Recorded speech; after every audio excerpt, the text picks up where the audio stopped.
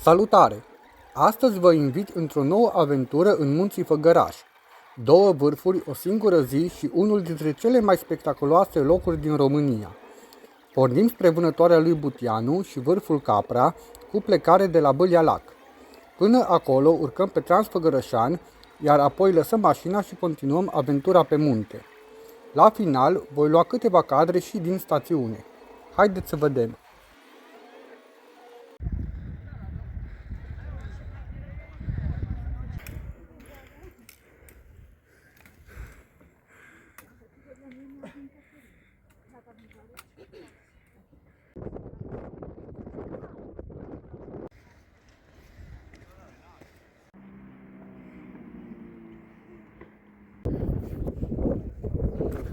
Am ajuns la lacul Capra, iar acum vom urca în sus. Și va trebui să ajungem acolo.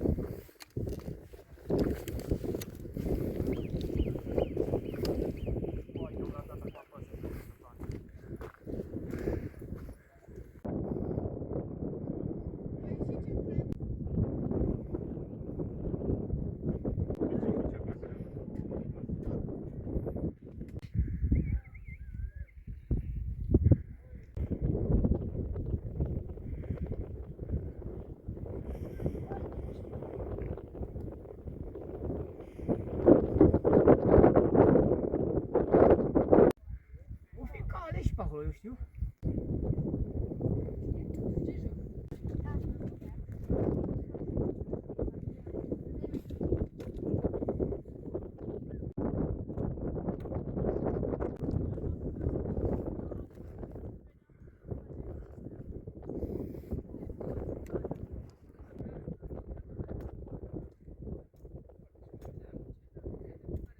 Du-te bă de aici, păi să nu mai găsești aici până acolo. Cred că e 9 lei mică. Nu, el nu primează. Coborâți, că fără ce face domnul Coborâți de vrut.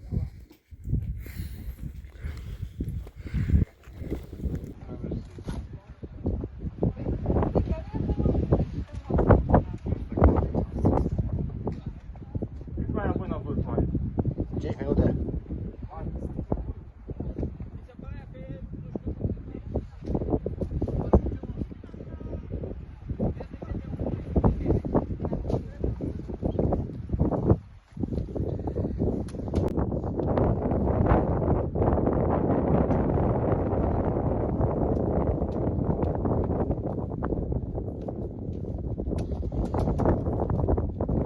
Stânga pe lan și dreapta pe prize.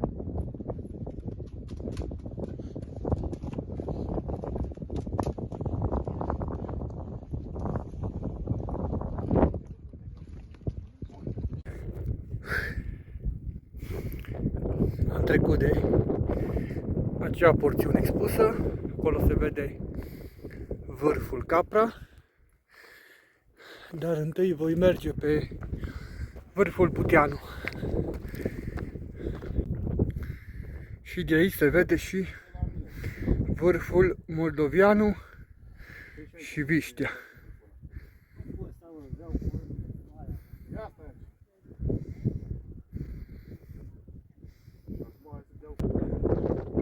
Iar de aici se vede vârful Lespez și Negoiu. E frig, bă, e și frig aici. Rece, bate vântul bine. E frig.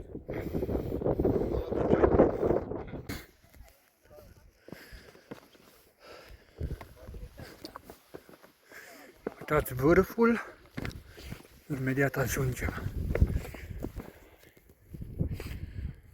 Dreapta, stânga, o zonă puțin expusă.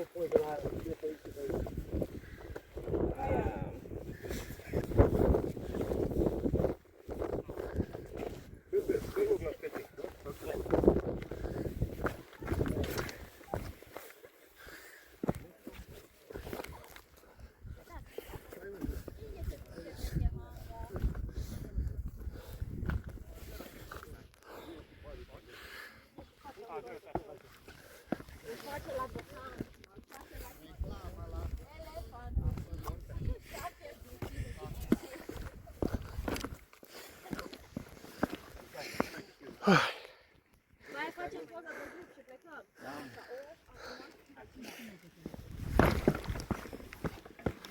Bravo! Bravo, bravo. După 2 nopți nedormite, în sfârșit, Mai fac. am ajuns.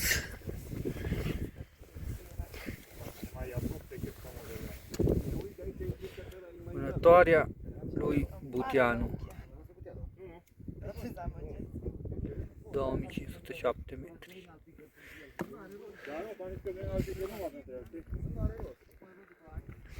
Peisaje superbe.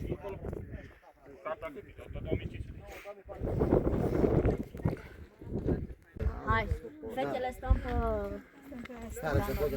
Logic. Uitați ce peisaj. Și acolo se vede șoseaua. Cineva să ne facă. Da, și eu eram cu, ce fain, mi-a trebuit șampanie. Nu eu țin steag, nu-ți place să ține Toată steag. gașca a avut șampanie.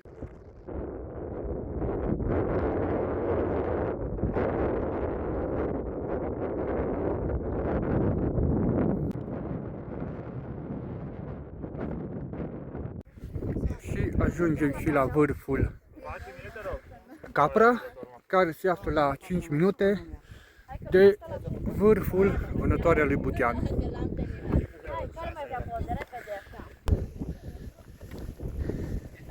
Și am ajuns și pe vârful Capra.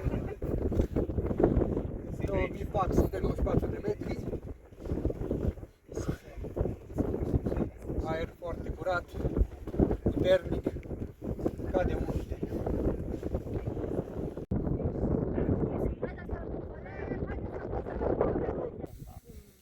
O mică pauză de ceva dulce.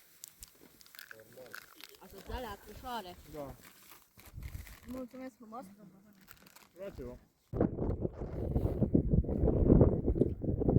Am început să coborâm de pe vârfuri. A fost o experiență extraordinară datorită acestor peisaje.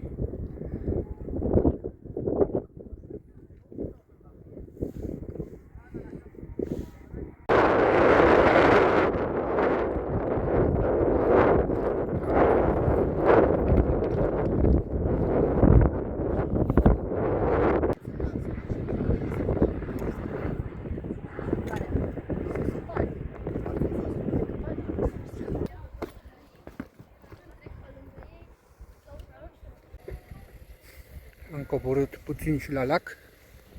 Uitați, și un pește acolo. De fapt sunt mai mulți.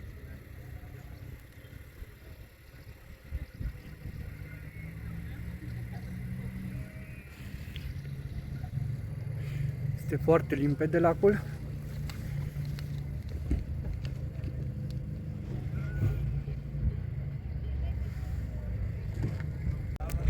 Ia uitați, alții au chef de baie.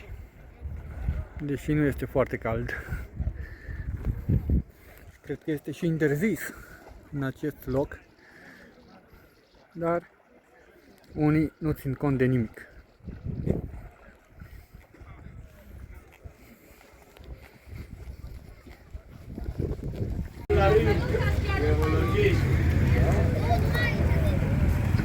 Aglomerație destul de mare.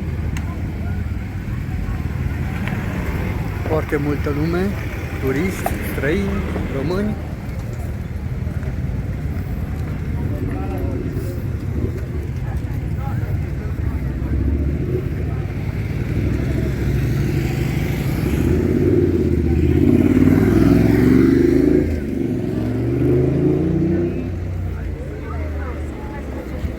Trecem.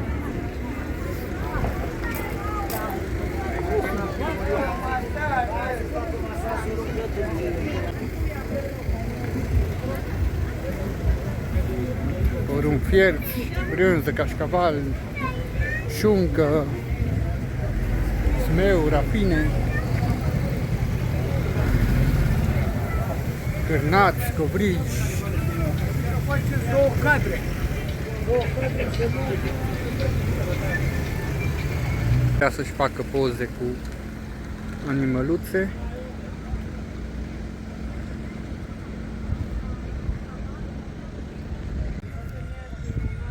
Este și tiroliană, cine vrea să se dea.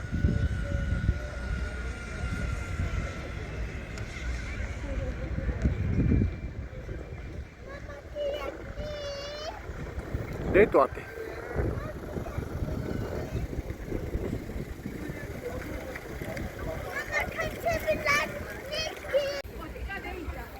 Deși suntem în luna iulie, există și porțiuni de zăpadă.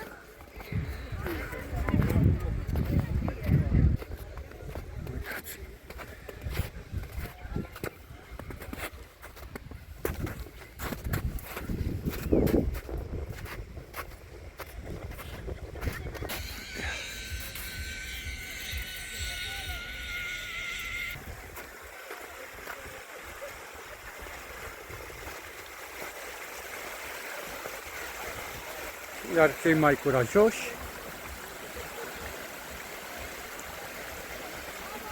selfie-uri, poze.